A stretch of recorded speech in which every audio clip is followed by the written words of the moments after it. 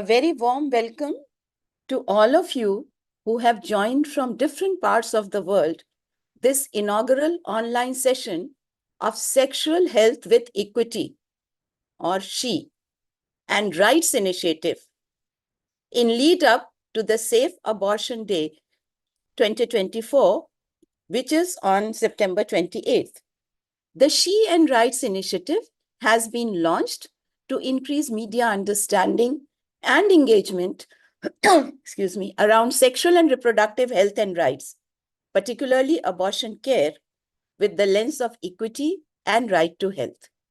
This initiative is co-hosted by Asia Pacific Media Alliance for Health and Development, or APCAT Media as we call it, the International Planned Parenthood Federation, or IPPF, Women's Global Network for Reproductive Rights, or WGNRR, Asian Pacific Resource and Research Center for Women, or ARROW, and CNS. This is also an important opportunity for media actors to engage in the SHE and Rights Media Fellowship Awards 2024-2025. These media fellowships will be awarded to those who attend at least 4 out of the 6 e-learning online sessions, which will be held once a month during September 2024 to March 2025. And then submit at least 4 media reports published or broadcasted, which are based on the sessions they have attended and their in-country interviews or ground reports or other analysis. Please submit your published articles or broadcasts to the email ID which is shared in the chat box. The SHE and Rights Media Fellows will be awarded with an e-certificate and special recognition in a high-level award ceremony that will be held around World Health Day 2025. Let us remember, friends, that all people, including women and girls and gender-diverse peoples, have a right to bodily autonomy. That is the right to make free and informed decisions about one's own body without coercion or violence. We see violations of bodily autonomy when a lack of choice and decision-making leads to unplanned pregnancy or to unsafe abortion, which is a leading and yet totally preventable cause of maternal mortality and morbidity. 6 out of 10 unplanned pregnancies end in induced abortion, and around 45% of these abortions are unsafe.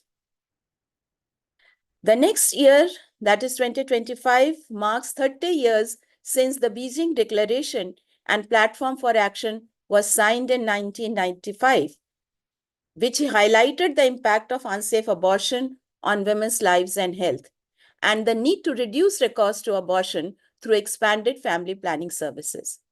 We need to walk the talk on the promises for gender equality and human rights with equity and justice.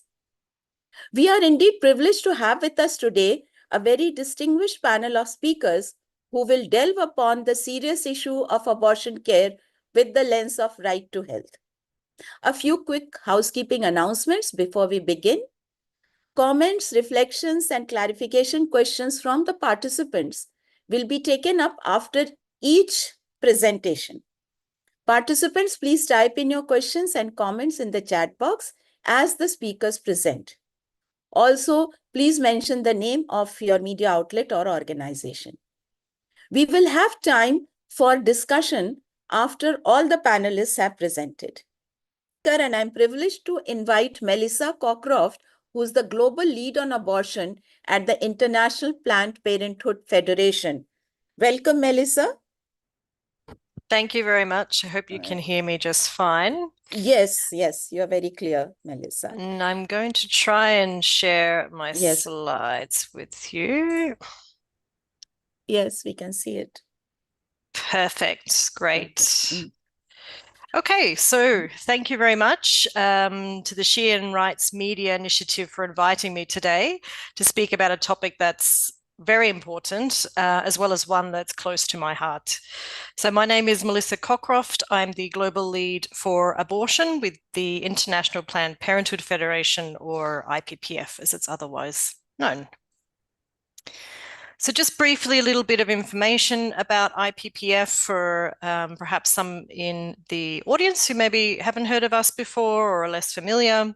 So we are a global healthcare provider of sexual and reproductive health services with over 150 local independent member associations and collaborating partners with a presence in over 146 countries and growing.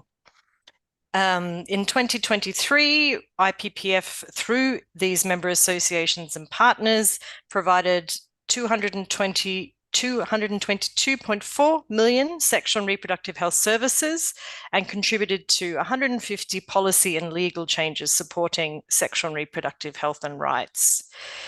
IPPF works to ensure that every woman and girl has the human right to choose to be pregnant or not, and we will continue to supply and support safe and legal abortion services and care.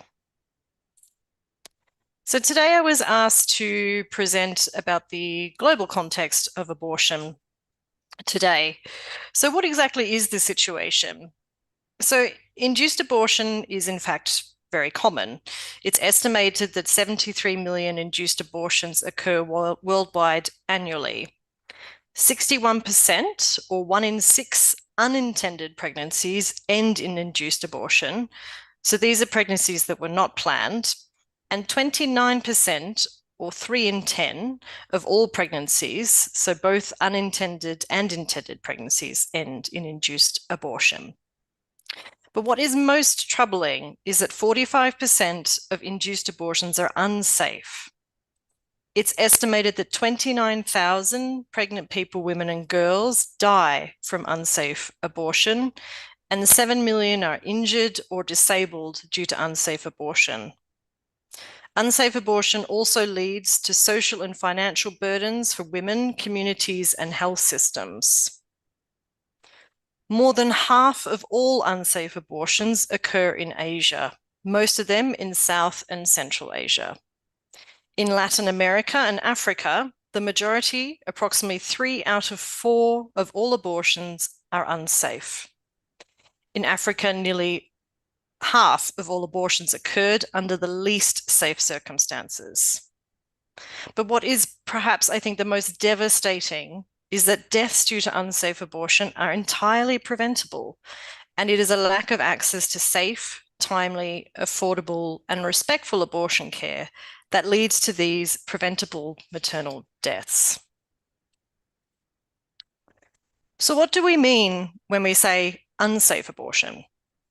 So the World Health Organization defines an unsafe abortion as a procedure for terminating a pregnancy performed by persons lacking the necessary information or skills, or in an environment not in conformity with minimal medical standards or both. The person's skills and medical standards considered safe in the provision of abortion are different from medical and surgical abortion and by pregnancy duration. It's important to note that it is possible that an abortion can be provided safely, even if it is provided or occurs in a legally restricted country context. And similarly, an unsafe abortion can be provided in a country context where abortion is legally permitted. So legal status of abortion does not always predict that an abortion will be safe or unsafe. However, restrictions are known to be more likely to lead to unsafe abortions. And legal restrictions do not prevent abortions generally from occurring. When women, girls, and pregnant people want or need an abortion, they will find a means to attain it, even if it is unsafe. Now I want to go over some key messages that I want to emphasize. Some of these are not always widely known.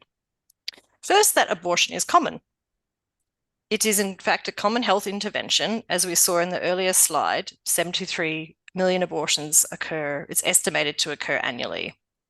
Women, girls, and pregnant people of all reproductive ages have abortions. both married and single, both with children and without.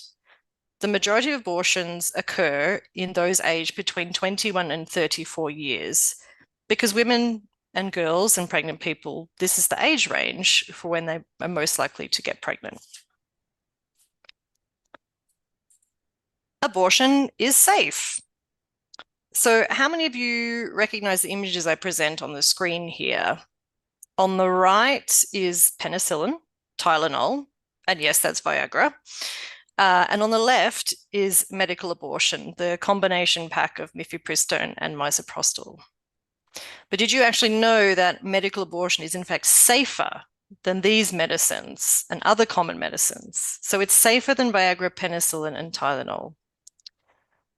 Abortion is one of the safest medical and surgical procedures, particularly when managed by a trained person, including nurses and midwives, as the World Health Organization data has shown us.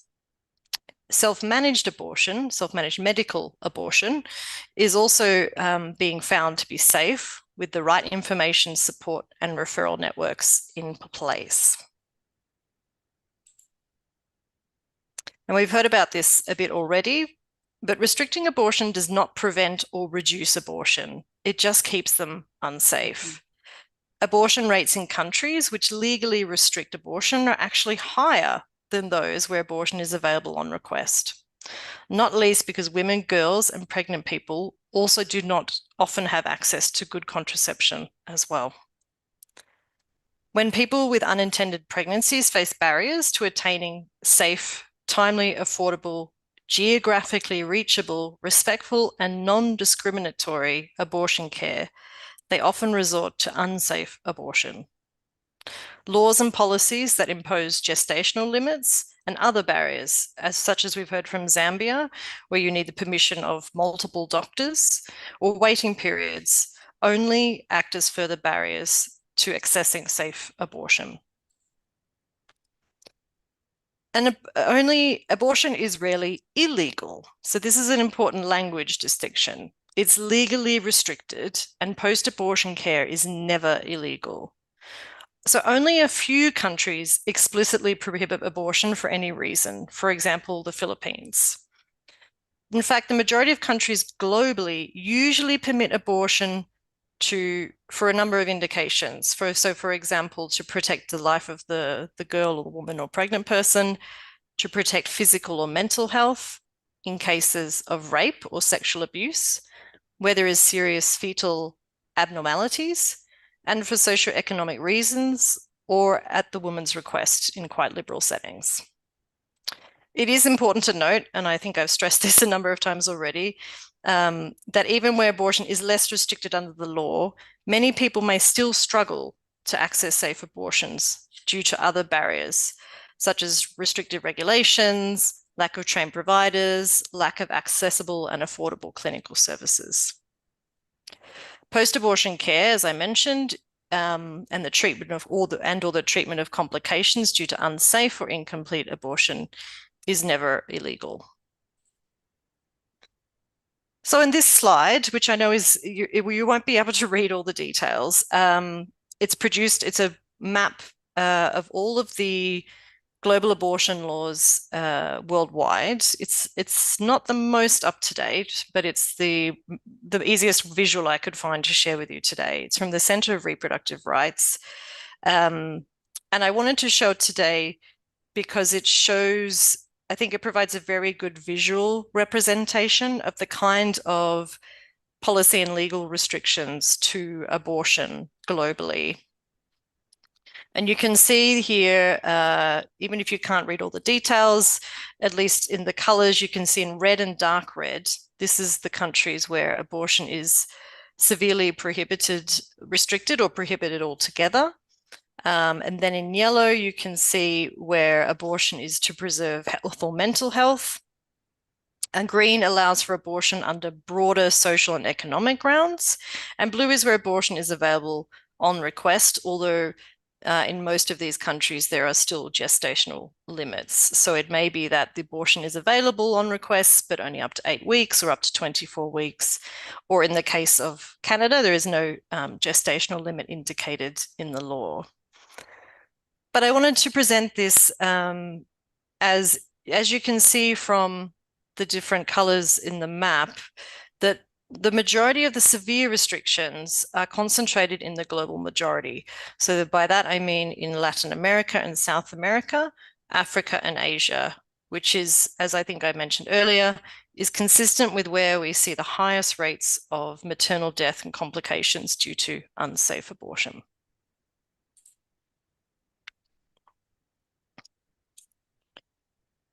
So what international instruments are there for addressing some of the issues related to unsafe abortion? So I was asked to present about the Sustainable Development Goals, or the SDGs. There's one such instrument. So the SDGs are part of the UN 2030 Agenda for Sustainable Development. There are 17 SDG goals, and 2 goals, goals 3 and 5, are specifically related to addressing unsafe abortion. So as you can see here on the screen, goal 3 of the SDGs is to ensure healthy lives and promote well-being for all at all ages. And there are 2 targets under goal 3 that are particularly pertinent for abortion. The first is target 3.1, which reads, by 2030, reduce global maternal mortality ratio to less than 70 per 100,000 live births. And this target is critically related to abortion. As you know, I think I've mentioned again and again, it's one of the key causes of maternal mortality globally, and it's easily prevented through ensuring women's access to both effective contraception together with safe and legal comprehensive abortion care. The second target under goal 3 is target 3.7, which states by 2030, ensure universal access to sexual and reproductive healthcare services, including for family planning, information, education, and the integration of reproductive health into national strategies and programs. Access to safe legal abortion, as we know, or we believe, is an essential component within the package of comprehensive sexual and reproductive health services. And we think that should be available to all, regardless of age, ethnicity, gender identity, geographic location, marital status, race, religion, socioeconomic status, or migration status. And then finally, goal 5 under the SDGs, which is achieving gender equality and empower all women and girls. So gender equality includes recognition of women's autonomy and capacity to make informed and independent decisions about their sexuality and reproduction through laws and policies allowing access to safe and legal abortion. Women's access to safe and legal abortion is as relevant to gender equality as women's equal access to education, employment, adequate food, and housing. International human rights bodies and experts affirm women's human rights to life and health when calling on countries to end unsafe abortion and the resulting deaths and injuries in places where abortion is a crime. No woman should be forced to continue a pregnancy against her will or face life, health, or legal risks as a result of having an abortion. While it is encouraging that a number of countries have moved towards liberalization of abortion laws and policies since the Beijing Platform for Action called for a review of such punitive laws and policies, still too many countries continue to not liberalize or decriminalize abortion access. Restrictive laws discriminate against women by penalizing them for a health procedure only women and girls and pregnant people need. Women who cannot access safe abortion instead resort to clandestine, risky procedures and then avoid seeking treatment for complications due to stigma and fear of punishment in places where abortion is legally restricted.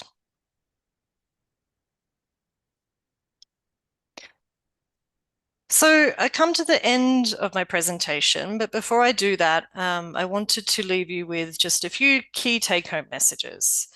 So if it wasn't already clear from my presentation, unsafe abortion is a leading cause of maternal mortality globally, but it's entirely preventable. Abortion is safe and common.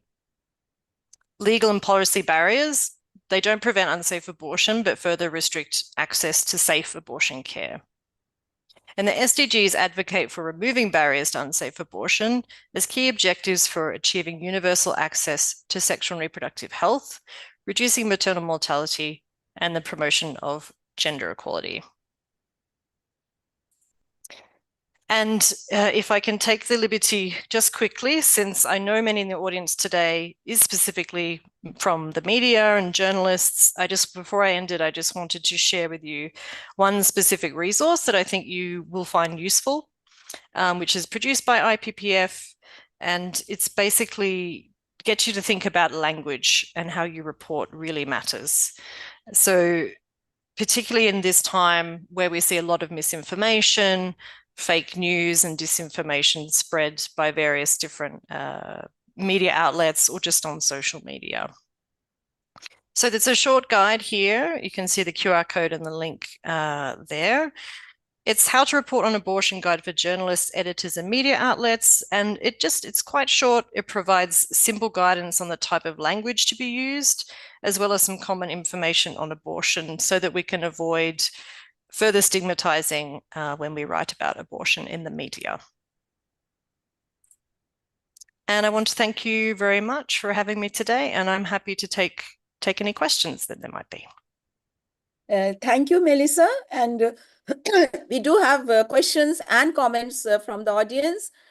And I request the participants to please type your questions in the chat box and mention the name of your organization.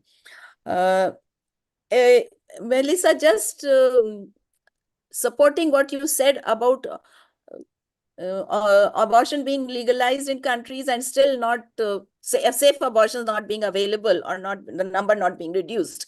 Joyce from Uganda says that abortion is illegal in the country, but post-abortion services are available. That is one comment she has made. And then Anna, from a reporter from Philippines, from the Rappler, she says there was a short social media push, mostly in the US, to ask men to talk about how they benefited from their partners having access to safe abortion. Wondering if there have been similar efforts in your context and in other regions of where you have more cases of unsafe and abortions also. What reactions have been there? So off the top of my head, I can't think of a specific campaign where we have had men the focus or men be the main champions and spokespersons. But I think we should absolutely, and we do absolutely involve men in how we talk about abortion, in campaigns and advocacy around abortion.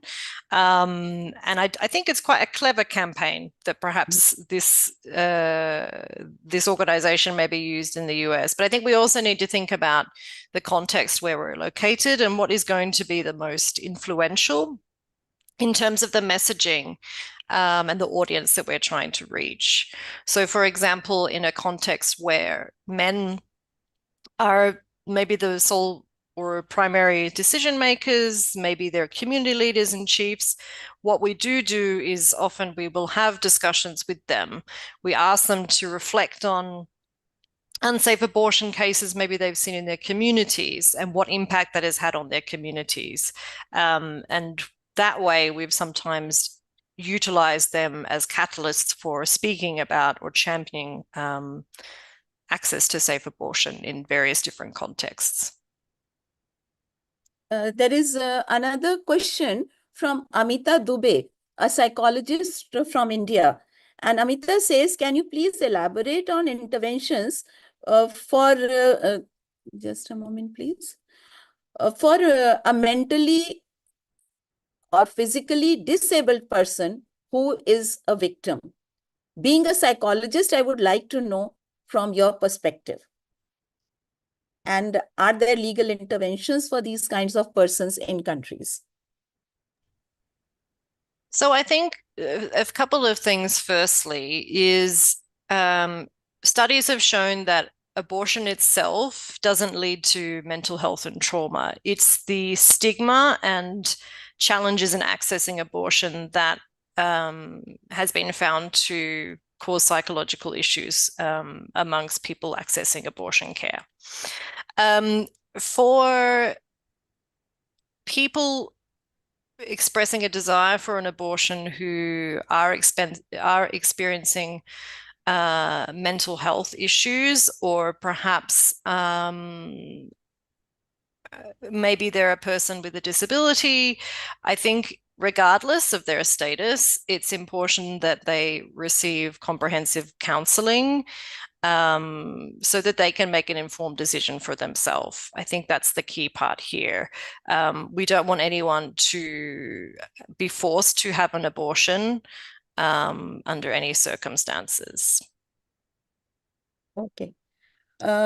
Catherine from Zimbabwe, she's a health reporter, very senior journalist. She says in Zimbabwe, in accordance with the Termination of Pregnancy Act, an abortion may be legally performed if the pregnancy seriously endangers the mother's life or threatens to permanently impair her physical health. If there is a significant risk that the child would be born with serious physical or mental health effects. But sadly, unsafe abortions endanger all women and girls. That is her comment. Mm-hmm. So would you like to elaborate on that, Melissa? I mean, I think what both Debanjana and I have tried to emphasize that any kind of restriction is detrimental to women and girls' ability to access safe abortion. I think we would like to see the decriminalization of abortion so that we don't have cases where you can only access an abortion under specific indications. And we've seen as well, even when these indications do exist for things like rape and incest and fetal abnormality, it can still be extremely difficult to access services or to provide quality, safe services to be able to access abortion care. So I guess what I'm saying is, even where there are legal indications permitting abortion, that's why you can see we continue to have unsafe abortion. Right. Isa from Radio Bilal, Kampala says, can we relate all this with our culture? How far is culture responsible for this? And what can the journalist do again? That I am adding from my side, because the cultural and traditional issues which exist. Yeah, and it's a challenging one, but I think we can see across all cultures. Well, in fact, a lot of abortion laws, if not the majority of abortion laws, were introduced by colonial powers, so by the British, the French, etc. And we see going back in history, abortion was often not this stigmatized and was often quite commonly practiced using herbal medicines and other practices. And it's only with a lot of the introduction of colonial rule that we see a lot of these restrictions in place.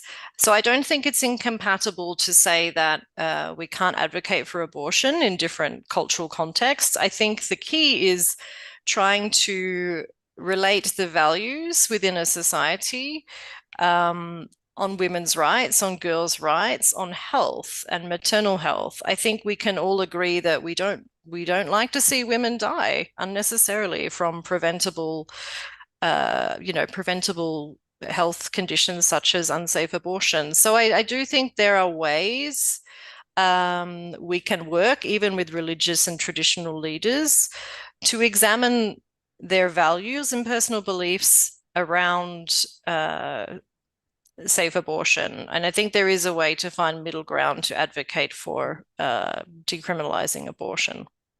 Exactly. Jo from Liberia, she's a health journalist there, and she says, in my country, we face a huge number of deaths due to illegal abortions. Abortion right is not legal, so majority of our young girls have to carry out unsafe and illegal abortions.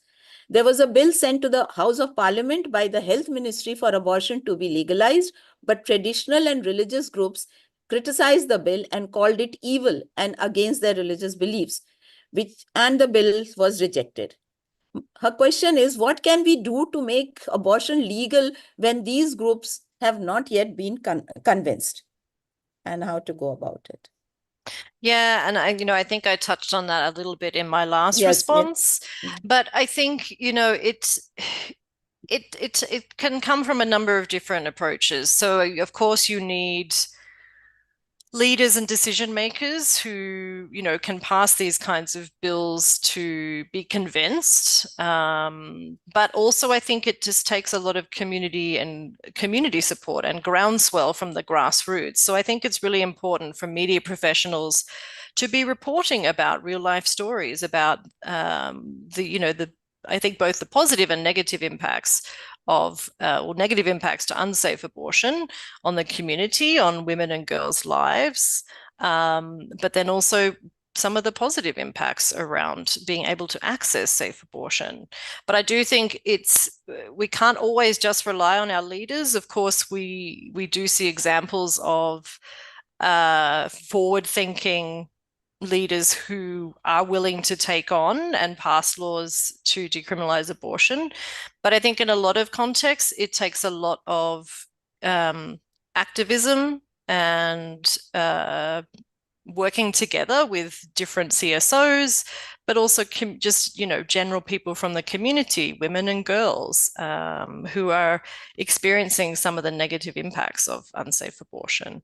So I think it requires different levels of society to really get behind decriminalizing abortion. But as we've said, it's not the only, just because decriminalization doesn't always, necessarily lead to access to safe abortion. So even in contexts where we see that, there still needs to be a lot of efforts around both creating awareness about the availability of safe services, but also from marginalized groups who often get excluded from accessing safe services as well.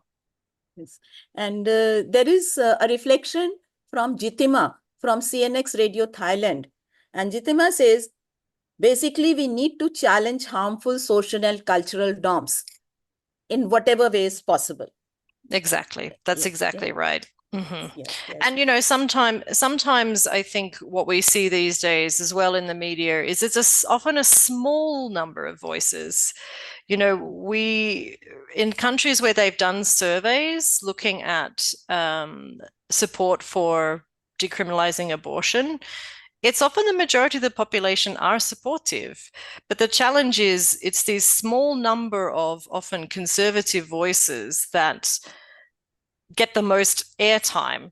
So I think it's important also that we think about who is it that's speaking, and what exactly, how can we amplify other voices that perhaps are less controversial or less just trying to grab attention.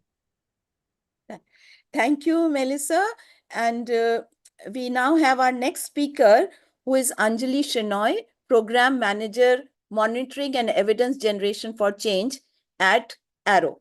She will give us a regional overview of safe abortion in Asia Pacific. Welcome, Anjali, and over to you. Thank you so much, Shobha, and thank you for inviting Arrow to be here as well. Rather than talk further on the status of safe abortion in the region, I thought I would talk a little bit about the different strategies that we have been using in the region, along with a lot of youth networks and other movements that we have been engaging with as well. I just give me a minute to share my presentation. Yes.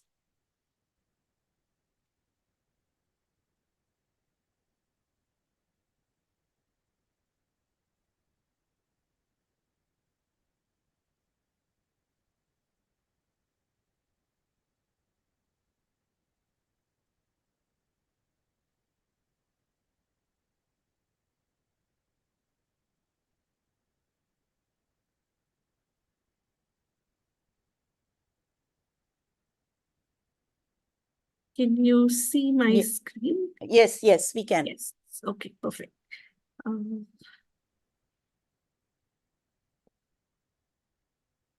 Starting. Yeah. So safe abortion in the Asia Pacific region. Just a little bit about Arrow. Arrow is a regional nonprofit organization that was established in 1993 to promote and defend and assert the rights of women and young people in all their diversities, particularly in the areas of sexuality and health, and to affirm their agency to claim these rights. Arrow had a project on safe abortion that we ran for about 5 years. And at that time, we also set up a network called SAGE, which was the Safe Abortion Advocacy Initiative, a Global South engagement.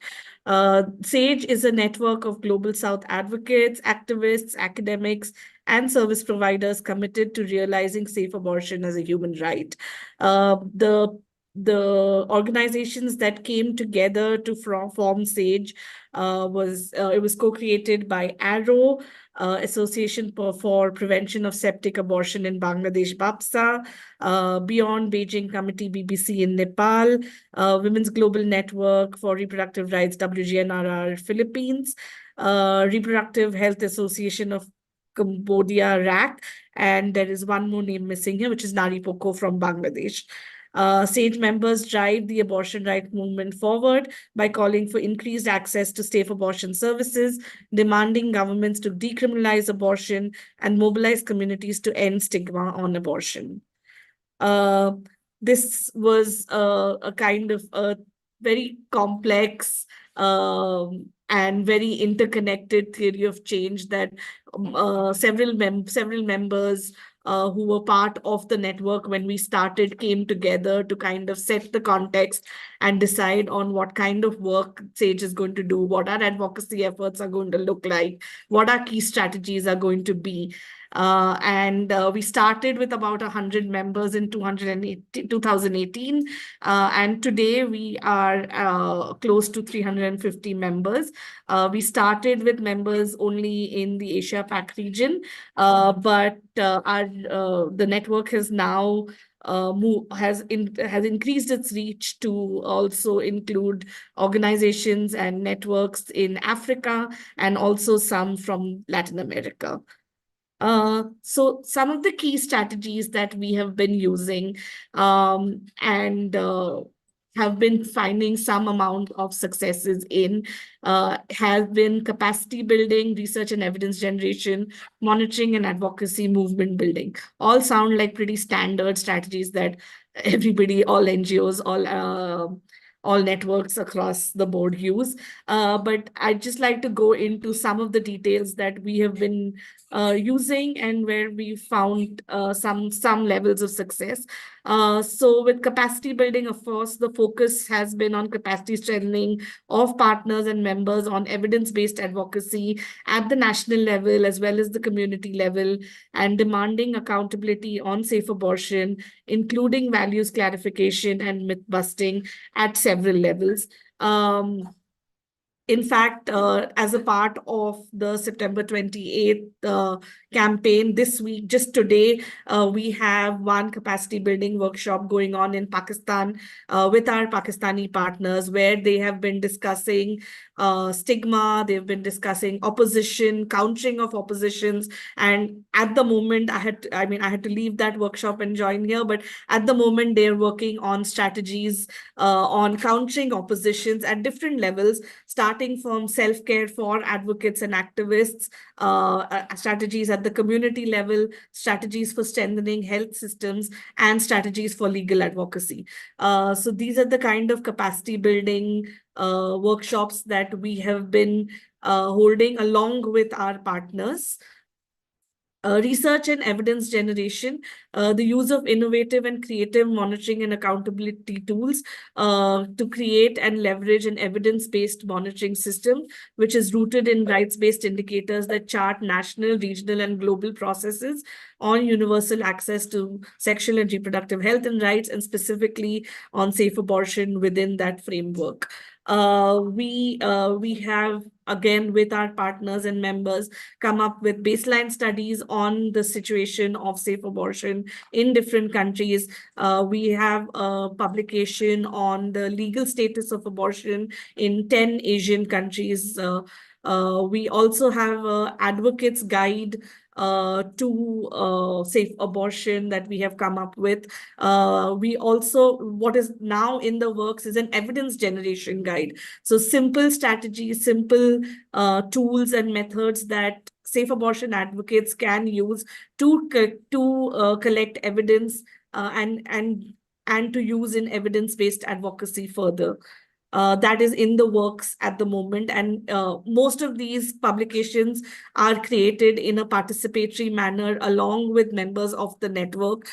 We take in suggestions and inputs at different stages of the publication. In some stages, of course, the partners themselves do the ground research at the community level. In others, such as the evidence generation guide that we are creating now, the input is right from the start of the ideation around the publication itself, right up to even doing a pilot for the publication. Monitoring and advocacy, now this happens at different levels based on the nature of the organization that is part of the network. So organizations that work at regional and global levels do a bunch of monitoring. Oops, sorry. Do a bunch of monitoring of ICPD and Beijing standards, frameworks, and principles, holding governments accountable to the commitments that they have made at these in platforms and spaces, mainstreaming SRHR and particularly safe abortion within existing human rights frameworks. We consistently use the Human Rights Council sessions to make statements on abortion. And depending on what the theme of that session is, we try and make linkages with access to safe and legal abortion and present our statements at these spaces. Apart from this, at the national and community level, there is also a lot of other monitoring work that is going on, which ranges from identifying opposition, identifying how the opposition is active and how the opposition is working within those settings and within the national context, thinking of strategies on how to counter these oppositions. In India, for instance, Common Health currently has a media monitoring process that is going on, where they are looking at media of different forms, including social media, the internet, print media, TV, etc., to capture the kind of spaces that the opposition is using to further the anti-abortion, anti-gender, anti-rights agenda. So this is a different kind of monitoring that members do at the national level or at the community level that they are operating in. Of course, our advocacy to reaffirm the right to legal and safe abortion is cross-cutting through everything that we do. We do it at different levels, whether it is at using these spaces or strengthening health systems, supporting movements on decriminalization, etc. And lastly, what we find has been the most important learning for us, and where we are now spending a lot of our energies on, is movement building. We have found that linking and learning is a very important strategy that really helps to bring together different kinds of movements, not just different kinds of movements, but also movements across the global south, to bring them together for us to learn from each other, to understand each other's successes, to understand setbacks where they've occurred, to collectively think of strategies to counter these setbacks. It has also really helped us in widening the safe abortion movement to include movements representing other marginalized communities, such as the disability rights movement, the sex workers unions, indigenous movements, queer groups, and so on. And we find that this is an extremely important strategy in the face of an extremely unified opposition that we seem to be facing nowadays. To have disconnected movements does not seem to help, but to actually learn from each other, bring each other together, and to work as a unified front is what has been a major learning for us in the last 5 to 6 years. And this, of course, has by itself resulted in an increase in the reach of the network. A lot of young people have become interested. So we also have a lot of youth networks that have joined SAGE and have also joined our advocacy efforts. I'll stop there for the time being and take any questions or comments if there are. Thank you, Anjali. And we have a reflection from Catherine, a very senior journalist from Zimbabwe, who says, sadly, people put on moral lenses to look at or even investigate factual issues. And let us take this opportunity to amplify the right to choice and raise awareness to build a movement. As Anjali, you have mentioned the strength of movements and how to join different movements and just carry forward this very important issue. And you were talking of the youth, Anjali, and so our next speaker is Jessica Walk from Fiji, who's a Pacific Youth Networker at IPPF's East and South Asia and Oceania region. Welcome, Jessica, and tell us something about youth and access to safe abortion in the Pacific region. Over to you. Thank you so much, Shobha. I hope you can all hear me well. Yes, we can hear you very well. Thank you so much for this opportunity, and thank you for the Asian Rights Movement for inviting me to this panel. My name is Jessica, and I'm the Youth Networker for the Pacific. Right now, the time is midnight here, so apologies if my words get skewed a bit, but I'm really happy to be in this space and wonderful to hear the speakers as well. So thank you, Lady. Lady will be my slide person because I'm not sure if my internet can pertain this right now. So the International Planned Parenthood Federation, I won't talk too much about it as my colleague Melissa has also talked about it as well. We are globally connected and we have 6 secretary regional secretaries across the world where we say we are locally owned, meaning we are locally led by our collaborative partners and our member associations on the ground. And of course, our main message is advocating for sexual and reproductive health and rights for all. Next slide, please.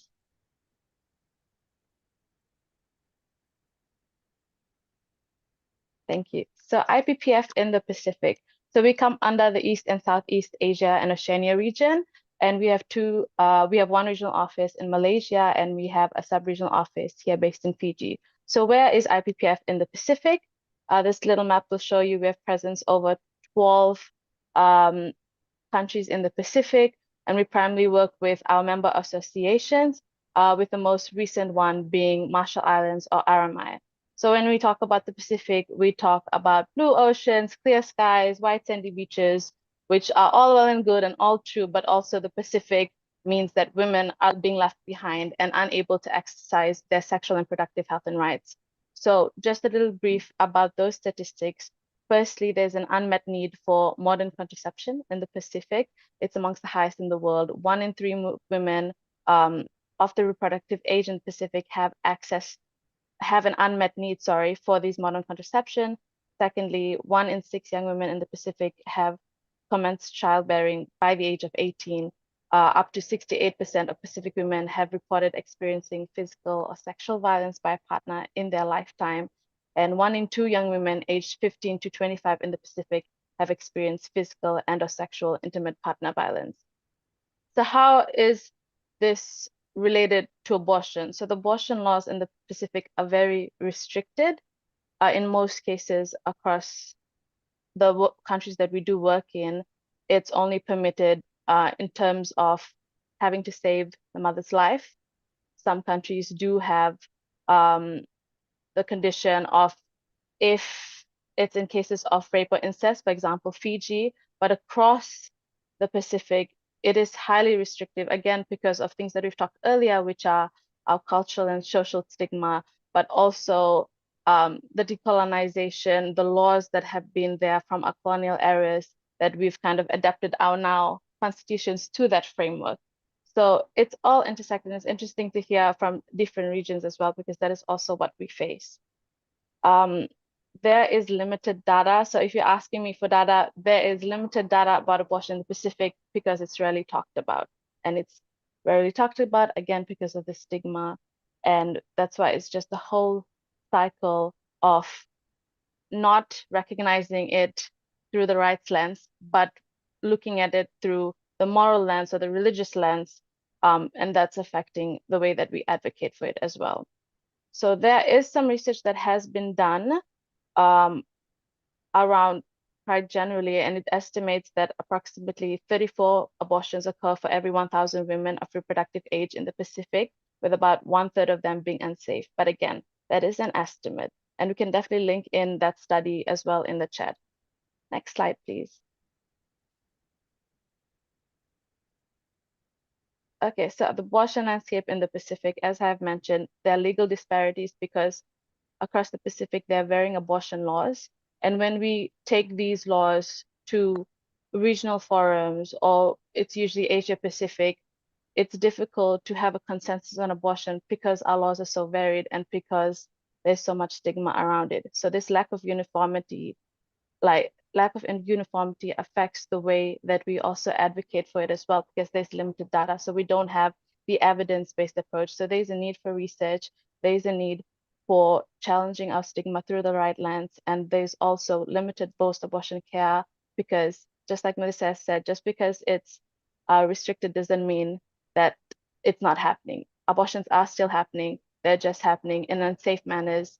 And there are limited post-abortion cares in our healthcare systems, as well as in our MA's capacity to deal with this because of the fear of the laws and being persecuted for it. Next slide, please. So I just wanted to touch a little bit about the environmental changes and the effects of climate change and how it influences sexual and reproductive health and rights. So the Pacific region, as we know, are at the forefront of the climate crisis, which makes it worse for women's sexual and reproductive health and rights. So when climate-related disasters happen, it limits their access to contraception, which already is limited during stable times.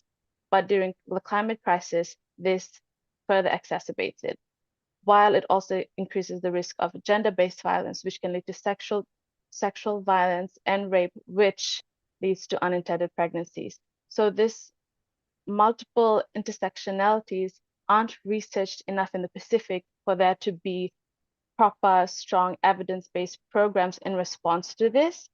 So it's just things like coastal erosion, extreme weather, lack of access to safe water, threatens healthcare, infrastructure, and services. It makes greater health risks, altering disease patterns, poor maternal health and unpaid care work, displacement strains, and that all ties to a lack of evidence-based policies for sexual and reproductive health and rights. Next slide, please. So I know I've been saying that it is such a taboo topic to be talking about here. There's not a really formal movement for abortion here in the Pacific. However, there have been cases and studies that have come up which highlight the reality of abortion here in the Pacific. So there was a recent story where our Vanuatu Family Health Association, our MA, contributed to and reports the experience of a woman who, because of the restrictive abortions in Vanuatu, went to a healthcare profession, and she ended up being sexually abused by the healthcare profession. So this is the reality of our Pacific women and girls when abortion is highly restricted. They enter spaces where they are unsafe and where there's no legal protection for them, and where people in power are able to use that power dynamics, and cases like this come up. There was also a similar study in the Cook Islands where they showed that access to safe abortion intersects with financial, with political, and with the sociocultural resources of that country. Again, happy to link those in the chat after this. So as you can see, the Oceania region has some of the world's most restrictive abortion laws, and there's a lack of evidence for it. and this is related to women in decision-making powers. So as of the latest data that I looked up, 6.9% of parliamentary seats in the Pacific region are women, which is significantly lower than the average, which is supposed to be 26.5%. So when women are not in these decision-making spaces and they're not recognized as leaders, they're not able to also influence policies. And this is why it is very difficult to shift our lens in this way, because we don't have women leading the discussions and bringing women's topics to the decision-making table in the parliament itself. So again, related to colonialism, related to women's socioeconomic disadvantage, related to gender-based violence, and quite frankly, the access to contraception that we have is limited, leading to unintended pregnancies, leading to unsafe abortions. So the challenge to change these laws is, again, to have more women in leadership and government is one of the key things. As of the latest data, as I've mentioned, we need to empower more young women in these spaces so that they can take the lead on their sexual and reproductive health and rights. There also was a recent study by the Solomon Islands Planned Parenthood Association, and they talked about post-abortion care. So they found that there was a need to shift from, they undertook a study where they consulted the causes for why people come and get post-abortion care, and they found that young women and girls accessing unsafe abortions had an average cost of around 1,260 AUD. So this presents a significant burden on the public health system and on women accessing this. So if we just advocated for safe abortion, we could lead to more young women and girls accessing safe abortion free. So the stigma and the harmful cultural norms that have kept women's lives at risk, we need to start destigmatizing this and also decolonizing this discussion. Next slide, please. So it starts with young people. I just wanted to kind of show how the youth here in the Pacific are leading up to making people recognize their sexual and reproductive health and rights. Because once we normalize this understanding and educate people, then we are able to bring in the topic of abortion as well. Because again, with the culture stigma, sexual and reproductive health and rights is already not a normal language. So we have peer education and outreach. Our MAs have dedicated peer educators where they go into communities and they teach young people about contraception access, about their bodily autonomy, about consent. Because when young people listen to other young people, they receive it better and they're able to make those informed decisions for themselves. It's also about increasing resilience. Our youth volunteers play an important role in providing SRHR support and connecting young people to services in times of disasters. A good example for this would be our humanitarian youth club that we have in Kiribati. So these are over 500 youth volunteers that are connected across islands that are very hard to reach, and they work with the traditional leaders in order to ensure that young people have sexual and reproductive health services during disasters as well. Thirdly, building the SRHRJ movement. There's a need for youth-led campaigns. I understand that in our landscape, young people are the ones who want to talk more about abortion compared to people who have been in the reproductive health space more. And this can be because of socialization and how they have grown up, and with young people being more empowered and more educated in these spaces, we do want to see a change. So it's about investing in these young people as youth advocates, as peer educators, as leaders for tomorrow to make a change. Can we go to the next slide, please?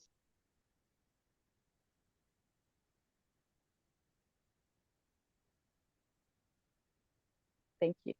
So that's where Youth Oceans come in. So Youth Oceans is a movement fueled by the Pacific youth's passion and desire for change. It stands for Youth Oceanic Consortium for Engagement, Advocacy, and Networking in SRHRJ. And you can just see from the normal conversations that we have I'll take an example for when I was in a abortion advocacy workshop here in the Pacific. The term abortion was not used as much as it was used in the recent Youth Oceans meeting, because young people felt safe enough to talk about the issues that affect them. Young people are the ones who have experienced unintended pregnancies and wanted to access safe abortion, but found out the laws were restricted. They found out healthcare providers that do provide them under the table have it at a very pricey rate.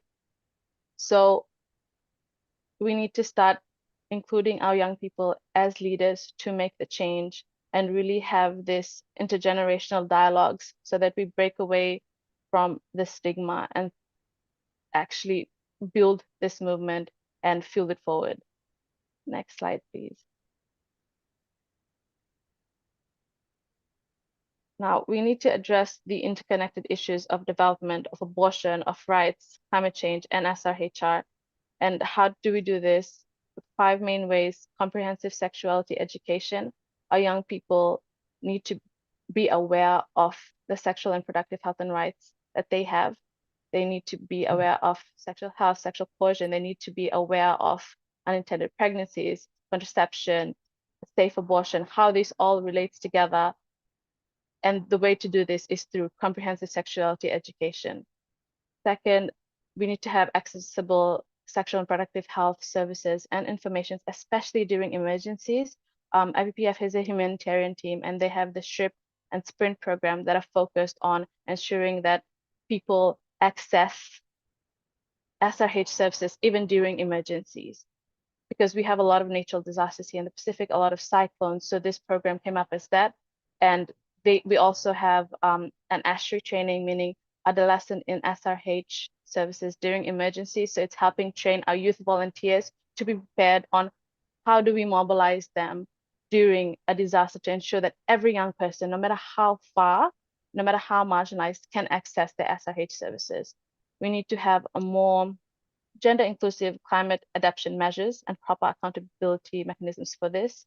And we need to invest in research and data management. And we're not able to do this unless we adopt that rights-based language approach and advocate for rights-based policies related to abortion. So the main things that I guess I would like you to take from this presentation is that the Pacific region faces a significant lack of CSC, high rates of unmet contraceptive needs, leading to unintended pregnancies and increased reliance on unsafe abortions. This restrictive abortion laws are often rooted in the colonial legacies, in our religious norms, and we need to promote reproductive rights and justice. Youths can serve as a powerful advocate. That those are our youths. Maybe you can recognize me in there, maybe you cannot. So young people can serve as powerful educators. They can serve as peer educators, powerful advocates, challenging the stigma, challenging the religious norms, and advocating to policymakers that we do want to see a change. And lastly, I'm not sure if there's anyone from the Pacific who's in the media that's in the audience right now. However, we hope to adopt a rights-based approach to effectively addressing SRHR and the abortion framing messaging as well, in a way that women's autonomy and public health rather than stigma and criminalization. So, thank you so much. Thank you very much, Jessica. And also for stressing upon the need for women and girls to be sitting on the decision-making table. We need to have more leaders, and also for involving youth as change makers through intergeneration dialogues and other efforts. We have a comment and question from Ashok Ramsarup, who's a senior producer at South Africa Broadcasting Corporation. He says abortion and all sexual and reproductive health services become so difficult to talk about when it comes to young people. There is so much of taboo. A very important presentation and perspective. Are there any specific good examples where IPPF was able to engage young people in decision-making processes? And this question is open to other speakers as well. And if Jessica would like to respond. Thank you so much. I just want to put it out there that if my other IPPF colleagues would like to also answer Yes, questions, please feel free after me. yes. For IPPF, the way that we want young people to be leaders is we have policies in place. For example, we have 20% of our governing boards for member associations need to be young people below the ages of 25. So that's to ensure that they are in those spaces making those decisions for young people and representing all young people. My role in particular is a good shining example as a youth networker. IPPF globally has a youth networker sitting in each region that is below 25 years old, and we work with our different youth networks. Our regional youth network for the Pacific, we have YSNAP, which is the Youth SRHR Network for Asian Pacific, and a newly formed Youth Oceans. So these are people who are youth reps that are decision makers, because when we gather them during our regional meetings, we have a youth forum where we discuss issues pertaining to SRHR and abortion, of course, integrated into that for our region. And then from there, we also have intergenerational dialogues with our EDs, with our experts, and we are able to create a priority list for young people. So yes, young people are very much in the decision-making spaces. It is difficult, but I feel like through policies, we are able to do it, because once there is a policy, that means that there are people holding other people accountable for that policy, and that ensures that young people are in this space. Thank you, Jessica. Any other speaker would like to add to that? And also, would any of the speakers like to share any specific successes your organization's efforts have resulted in? If you would like to share any of the successes. Setbacks, there must have been many, even the setbacks. If I can just talk about involving youth, Shobha. Yes, please. Yeah.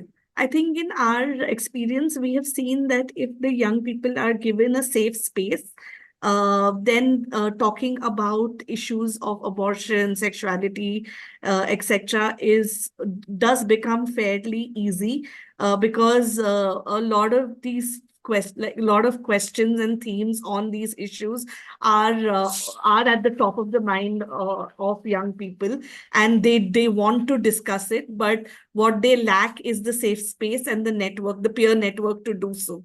So I think where they are given that space and the right peer groups to have these discussions, they are very organic discussions that do come about. And once these discussions have taken place in these safe spaces, we have found that youth advocates are also very, very proactive in taking these up at different advocacy levels and spaces. So I think just that initial push at the community level through community-based organizations and partners is very important, and our support to these partners in that respect, of course, then goes a long way. Thank you, Anjali. Yes, Debanjana, please. Thank you, Shobha. And echoing what Jessica and Anjali shared about young people are also they are hugely responsible, and they are very proactive. And in our experience at WGNRR, we work a lot with young people. We have we have a lot of dialogues on SRHR. We have had people sharing that how our dialogues with them, how open dialogues and creating safe spaces and continuous advocacy with them, involving them in decision making, has made a monumental change in their attitudes towards SRHR and justice, how their perspectives have shifted. So it's important that young people be involved at every level. They need to be involved in programs. Like most of us from CSOs would agree that most often programs are very top down. We need to understand that we have to devise programs which come from the community, which have voice from the young people and youth, and which reflect their aspirations and expectations. Thank you, Debanjana. Now we would open the space for discussions and reflections from the participants. Anyone who would like to share anything or reflect, please raise your virtual hand, or you may type in the chat box, or if you would like to speak, it would be great. So anyone who would like to share experiences as a journalist, reflections as a journalist, and also as a woman. So we are waiting to see virtual hands raised up, or you can type in the chat box. Kalpana, would you like to share something? You have been in the field for long, working on these issues. Yes, Shobha, thank you. Yes. Thank you so much. It's a very important issue we have a discussion today. I just want to know from the militia. We suppose Nepal's safe abortion law is very liberal and very strong in Nepal. So, as an expert, how do you observe the Nepal safe abortion law? Because law is in one side, and another side is advocacy and awareness. I have already mentioned in the comment box, 41%, one research said 41%, only 41% women are aware about this safe abortion law, how to go and how to get the services. So how, as an expert, how do you observe Nepal's safe abortion law? I just want to know. Thank you. Thanks, Kalpana. And I don't know if I would call myself an expert, and I would call on my other colleagues from Asia who are more familiar with those contexts to feel free to jump in. But I was actually in Nepal 2 weeks ago. And yes, it's great that Nepal does have quite a liberal law around abortion. And what I understand, though, can you hear me now? Is that better now? Yes, we could. Yes, I could hear you. Okay, sorry, I just saw a comment in the chat. Yeah, so the context of Nepal, from what I understand, is it's less about the law, but I think raising awareness about the law to different, particularly like in rural communities, marginalized groups, etc.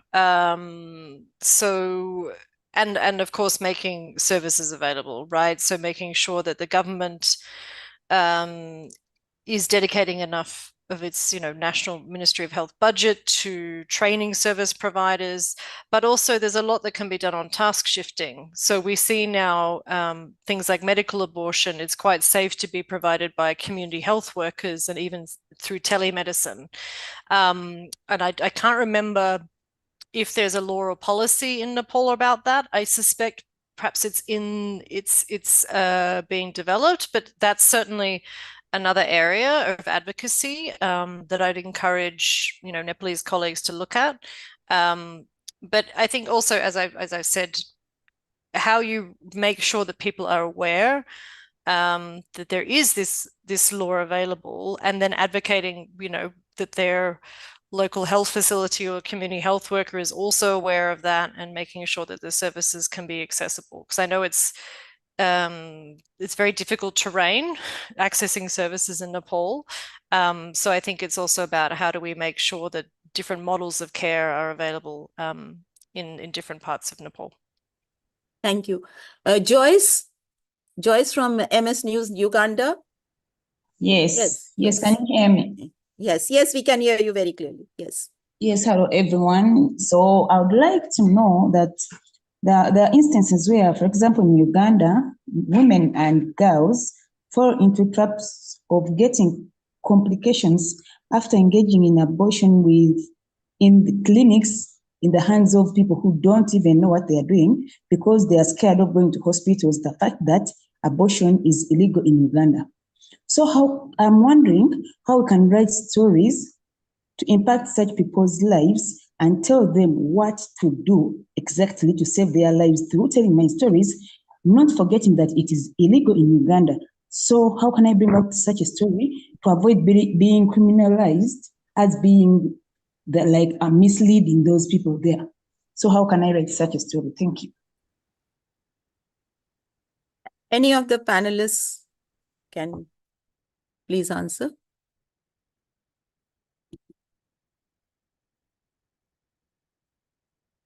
Would any of the yes? I'm happy to try and answer. Yes, please. Yes, please. If no one else will. So, firstly, just again to mention that abortion in Uganda is not illegal; it's legally restricted. So there are indications for which abortion in Uganda is permitted under the law. Whether it's actually provided is a different question.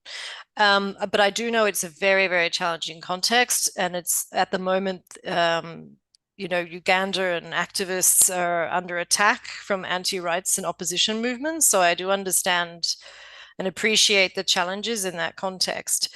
I think what I would encourage you to do is there are many organizations that are providing safe care or access to information about where to access safe options. And I would try to link up with some of the CSOs, so the civil society organizations and feminist organizations that are working in that space, and have a conversation with them as well about how best you could frame the story in that context.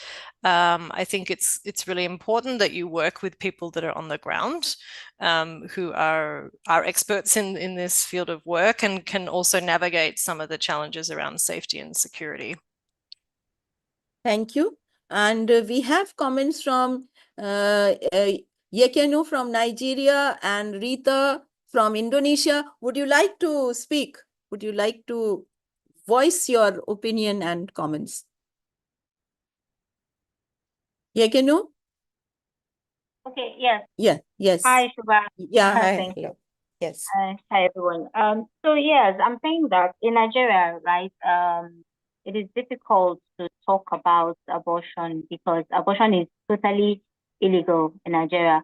The only caveat they have for abortion is when it endangers a mother's life. But then even the endangering, there's so much restriction to that. And sometimes the doctor has to be the one to determine what constitutes as danger to the mother. So most times it doesn't even happen. So we don't even know how to really talk about it. Even activists or advocates in Nigeria that come out to talk about it can't really do that openly. So there's just so much around talking about abortion. But it's been said today, language matters. So I'm still trying to find a way on how we can really talk about abortion using language that can be accepted in the country.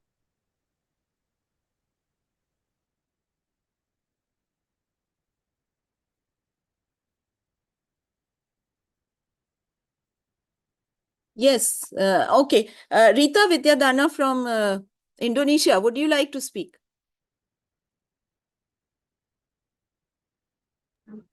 Hi, Soba. Yes. Hello. Hi, everybody. Hello. Rita is a former editor of Jakarta Post. Yes, Rita. Yeah, the Indonesian government has just issued a bill for girls and women to have access to safe abortion, which is a very breakthrough. In the past, it was illegal, and all health providers or health facility that provide abortion would be criminalized. But the problem is not everybody acknowledge or already knows about the bill, and on the ground it is very difficult for girls and women to have safe abortion.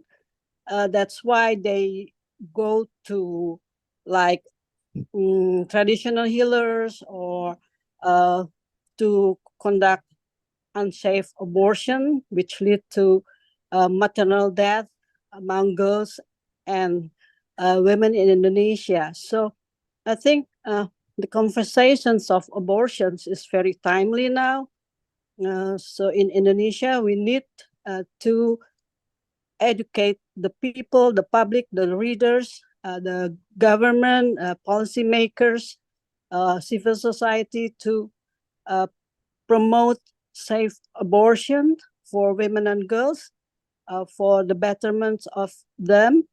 So we as a media also have a responsibility to write the correct information, accurate information, so women and girls can have their reproductive health rights fulfilled. I think It's still far away from women and girls in Indonesia, despite the issuance of the bill on safe abortion. So media should promote more. That's our experience in Indonesia. Thank you, Rita. Would any one of the panelists like to add to that or respond to it, or at least again the importance of media, at least making the laws or whatever is available known to the people, as many of our participants have said that the people for whom those things are intended, or the good laws are intended, though are not aware of them. So awareness, I think, is important. We have two hands raised. Fisen Hatsian. Fise Hatsian, I hope I'm pronouncing your name correctly. Yes. Yes, please speak.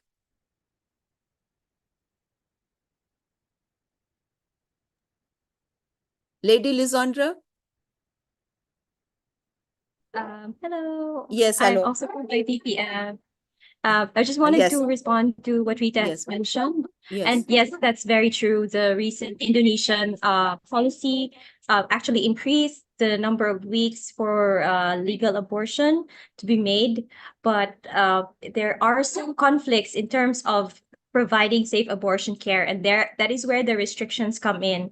So similar to that, like who is allowed to provide abortion services, and where, in what settings. That has been a challenge for our MA, for IPA, for the Indonesian Planned Parenthood Association. I know if Rita would understand, like we also, MA has recently been evicted as well from there. So there's a lot of conflict with the government. And I think that's where the media can come in to build that communication, to build that critical collaboration of informing more people on, and build that conversation on how we can make safe abortion. It's in the law, but we are not willing to provide it. So we hope to work with you. Please get in touch. We can share emails, and we hope to see these new narratives. Okay. Thank you. And we have Fise Hatsian from Ethiopia, whose hand is raised. Can you please speak? Unmute yourself and speak.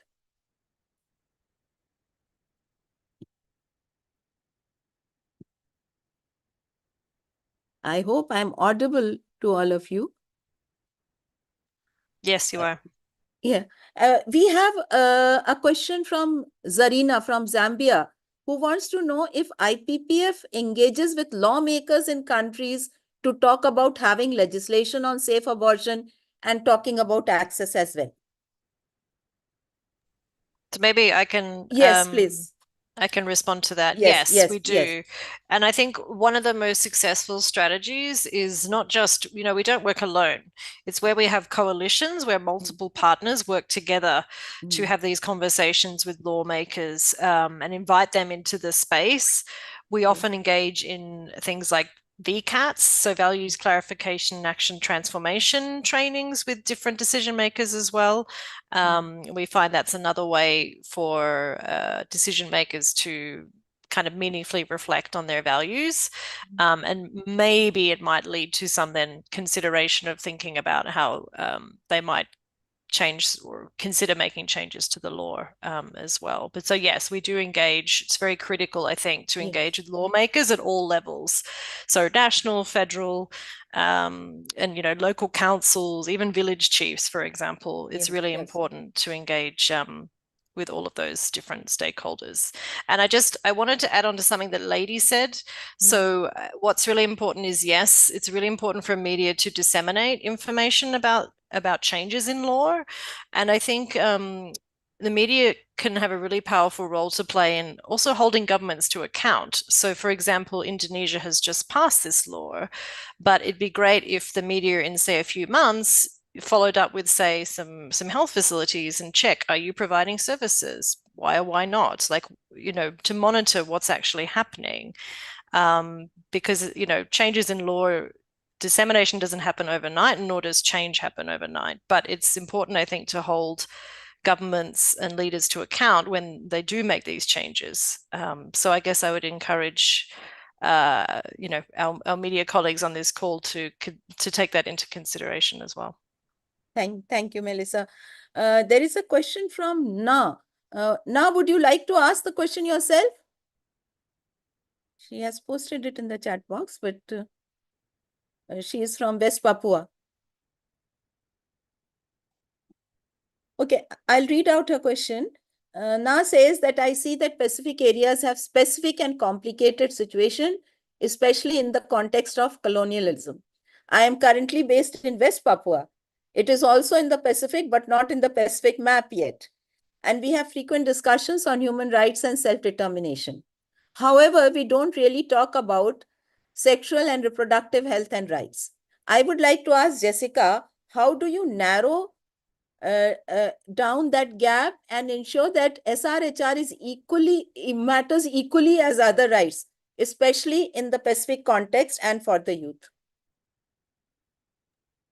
Thank you. Thank you for Yes. the question, Ma. Yes. Yes, West Papua, sending warm bullets from this side to our West Papua and Kanak brothers and sisters. There are many SRHR issues in the Pacific that are related to youth, and that is what we use. But it's important to realize that SRHR is a fundamental human right. And because people don't have their rights to access this, there are things like high adolescent pregnancy rates in the Pacific, young women experiencing sexual and gender-based violence, there are high STI rates, and these are all SRHR issues. And we try to frame it in a way that we say, yes, it's affecting our young people's rights, but it's also affecting their meaningful participation in the society and in the economy. And it's affecting the development of our youth and our country in general. So when we do frame it like this, unfortunately, I would say in the Pacific, they tend to be very reactive. But SPC, the Pacific Community, which is an intergovernmental organization, they do put out really strong data on SRHR. So it's using these data to your leverage and saying, this is what's affecting our young people. And we need partners and we need the governments to be aware that SRHR is connected to this and it's a fundamental human right. But also happy for you to reach out for any more questions and would love to be connected after Nanaka. Yes, thank you. And yes, it is important to remain connected and let the discussion continue because a lot of things are achieved through conversations and dialogues, I think. And before we wrap up, I would quickly request our panelists to please share their message for this year's Safe Abortion Day. Just any short message, please don't take more than 1 minute each. And can we have it in alphabetical order? First Anjali, then Debanjana, Jessica, and Melissa. And keep it short. Yes. Sure. I think to me, yes. Can I? Yeah. Okay. To me, safe abortion is healthcare and a right, and that is my message. Okay. Thank you. Debanjana? Thank you so much. It is healthcare rights, and I'll do it like a game so that we repeat everything from the first speaker to the last. So healthcare rights, dignity, and bodily autonomy. Thank you. Jessica? Yes, thank you. We actually had a quote on this that they asked, so I do have it ready. It says, I want the choice. I want the future generations to have a choice. Envisioning a Pacific region where we break the shackles of stigma around abortion through unity, through intersectionality, and through intergenerational mentoring, ensuring safe abortion rights for all. Thank you. Melissa? Well, I don't think I can beat that. I think just to echo the International Global Campaign, but let's work together in solidarity to increase access and reduce stigma around unsafe abortion. Thank you. Thank you. With this, we come to the close of today's session, but definitely not to the end of our discussions. And my sincere thanks to our esteemed panelists for their invaluable insights on the issue under discussion. And a big shout out to the participants for their lively and meaningful interaction.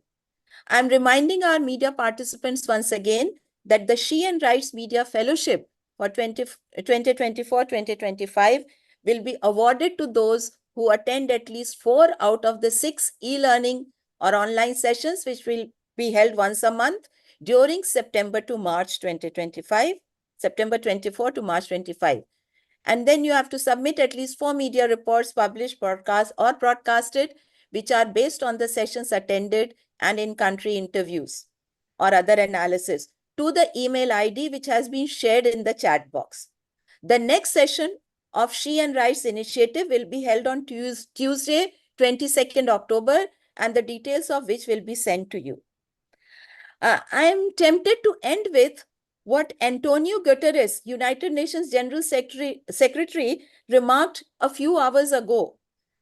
He says, "I'm sorry to see that despite years of talk on gender equality is on full display at the UNGA General Debate, United Nations General Assembly, which is ongoing. This is unacceptable, especially when we know gender equality delivers for peace, climate action, and much more." I think very wise words, and let us join hands to work towards a more socially just and ecologically sustainable world where people of all genders can enjoy all rights, including sexual health equity. Thank you very much for being here today. And we have some message from many messages there I can see in the chat box. Yes. So the emails have been shared and there are a lot of thank yous for the participants. And shukriya and thank yous. So thank you very much. Till we meet again. Thank you. Thank you. Thank you. Thank you, Thank you. everyone. Thank you. Good morning, good afternoon.